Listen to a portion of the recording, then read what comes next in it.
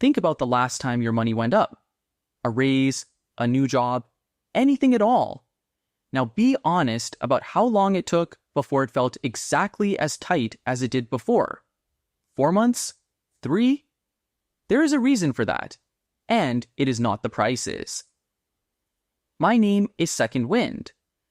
Today we're going to explore a story about a man who spent 11 years earning more and owning less, and the woman who finally showed him why.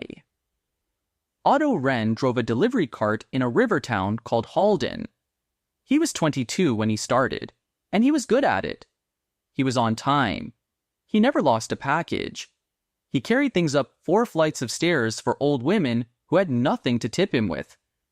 After 3 years, they gave him a raise. He remembered exactly how it felt, walking home that evening like a different man. He bought a better coat because his old one let the river wind through. That was sensible. 2 years later, they made him a route supervisor, and his wages went up again. He moved into a room with a window facing the water and a small stove of his own. Also sensible. 4 years after that, they moved him into the depot as a clerk, indoors, out of the rain, earning more than he had ever imagined at 22. He bought a proper bed. He started eating at the tavern twice a week instead of cooking. He bought a watch, because a clerk should have a watch. Every one of those decisions was reasonable. Not one of them was foolish. And here's the thing nobody warned him about.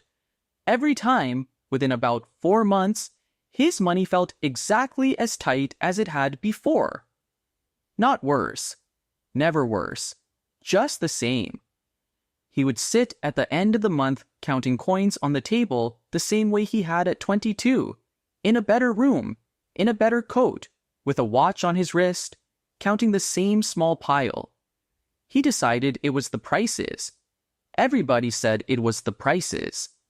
Then one evening in his 11th year, his younger sister Elke came to his door. She stood in the hallway and did not come in, and she asked him for money.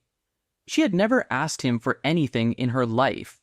He could see what it cost her to stand there. And Otto went to the drawer where a man of 32 with a clerk's wage should have had something set aside. He opened it. There was nothing in it. He was the one with the good job. He was the one who had come out of that family and made something of himself. And he stood there with an empty drawer in his hand and could not look at his own sister. That was the worst night of his life, and he had not lost a single thing. The next morning he went to the market. There was a woman there named Vera Lisk who had sold fabric from the same stall for 40 years. She earned less than he did.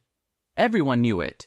She counted out what he needed without asking a single question, wrapped it in paper, handed it over, and went back to her cloth.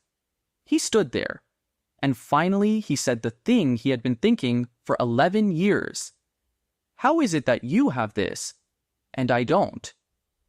Vera did not look up. She picked up a wooden measuring stick from the counter, worn dark and smooth in the middle from 40 years of hands, with one deep notch cut across it. She laid it along a roll of cloth and cut.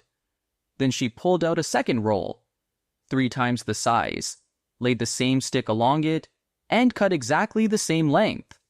She held up the 2 identical pieces.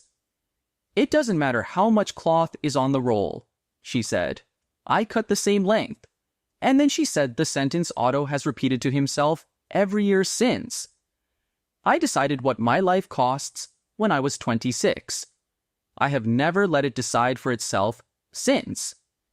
He walked home understanding, for the first time, that he had never been failing to earn.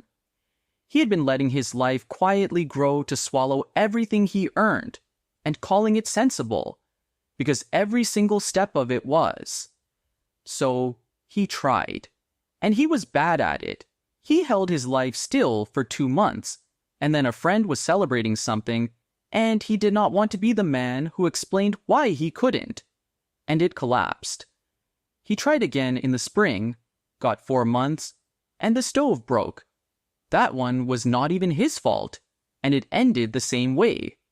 And what surprised him was that the money was never the hard part. The hard part was that people noticed. A clerk living in the same small room, cooking his own food, walking instead of riding. Someone at the depot asked him if things were all right at home. He learned to say yes and change the subject. 14 months after that morning at the stall, there was money in the drawer for the first time in his life. Not much, enough that if his sister ever came again, he would not have to stand there empty-handed. He said afterwards that he had never felt anything like it. 6 years passed. He was not rich, and he wants you to understand that. He owned one second-hand cart. He did deliveries for himself. He hired one boy to help him. There was money in the drawer. There was money for Elke's daughter when the time came. He never bought the bigger house. He had already decided what his life cost. And, on a Thursday in the market, years later, a young man from the depot came to find him and stood there exactly the way Otto once stood, unable to get the words out. Otto counted out what he needed. He did not ask a single question.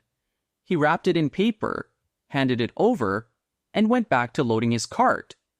So, let me ask you something. When was the last time your money went up? And how long did it take before your life felt exactly as tight as it did before?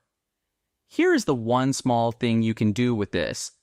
The next time your income goes up, for any reason, keep your life exactly where it is for 90 days.